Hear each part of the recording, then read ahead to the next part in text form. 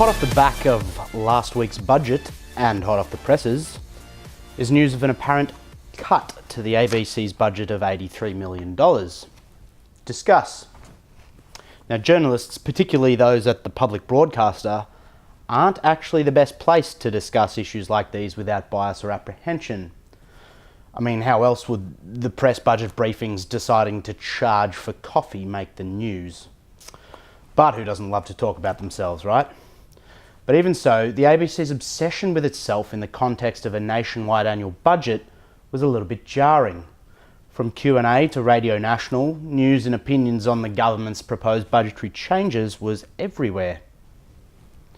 Now, for a government department that's given more than $1 billion from the public every year, its very public outrage at having its funding growth reduced, as opposed to actually cut, is not exactly what I'd call a responsible use of airtime.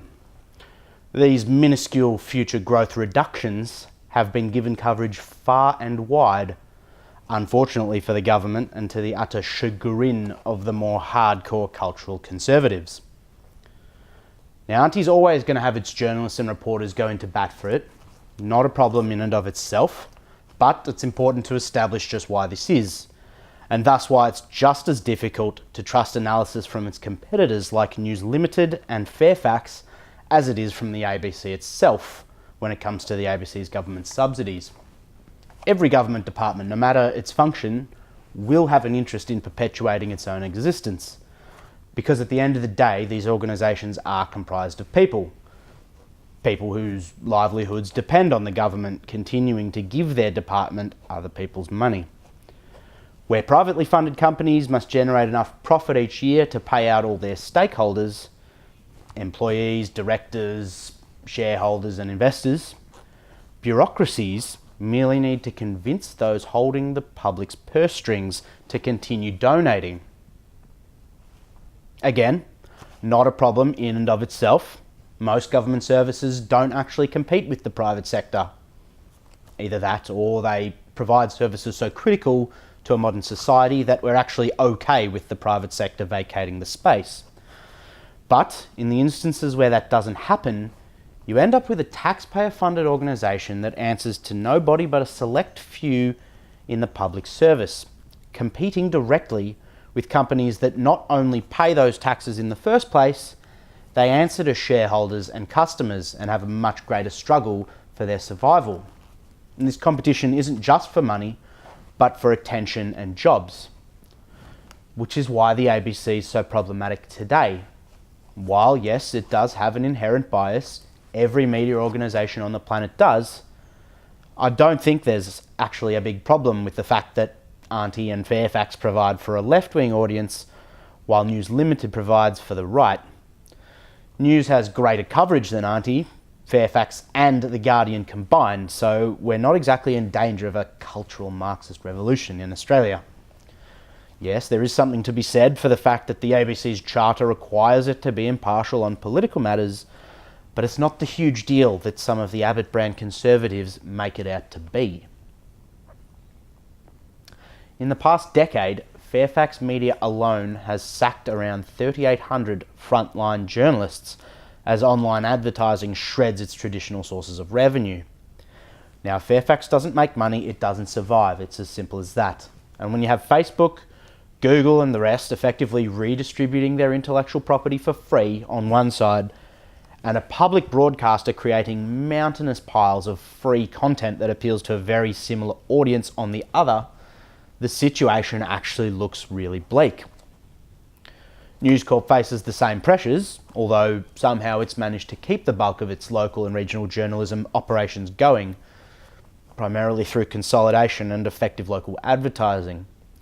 It's also backed by a global corporate billionaire who'd rather go broke than lose, depending on how you look at it, a mouthpiece, a legacy, or an important public service. Take The Australian, for example, our only nationally distributed newspaper and far and away the leader in focusing on holding Canberra to account as far as media companies go.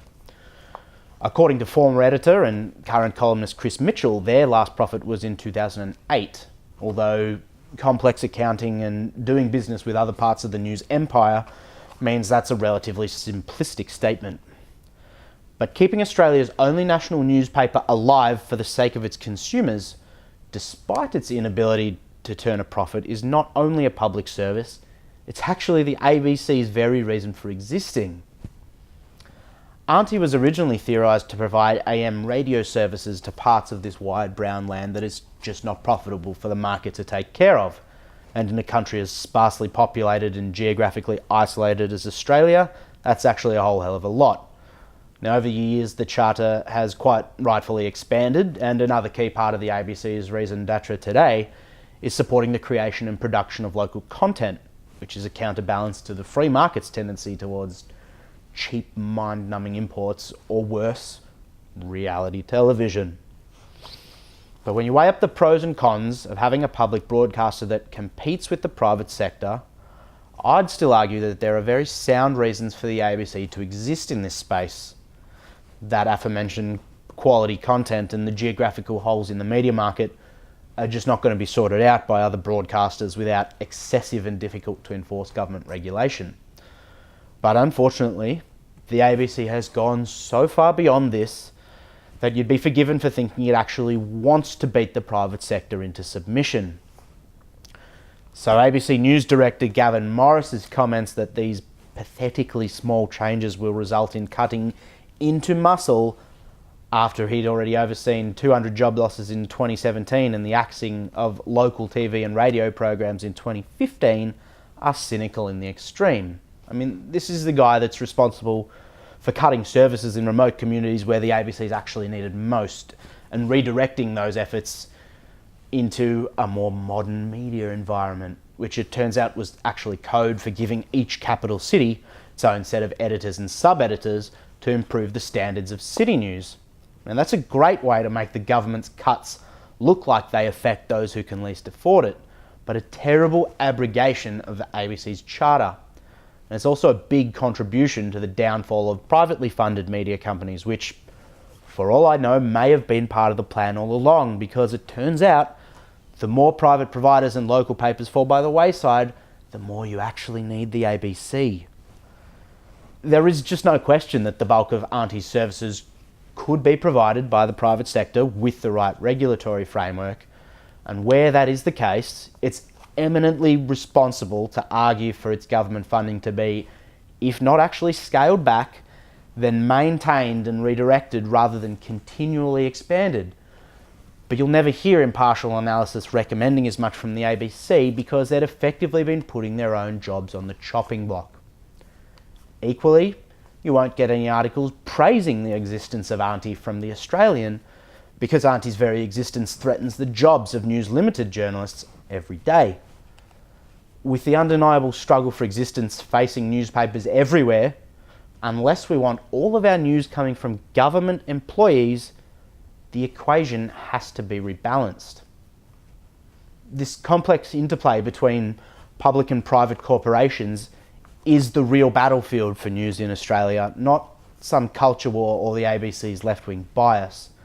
All journalists have an inherent bias, but the ABC's just isn't a serious issue unless it's already pushed the private sector to its death.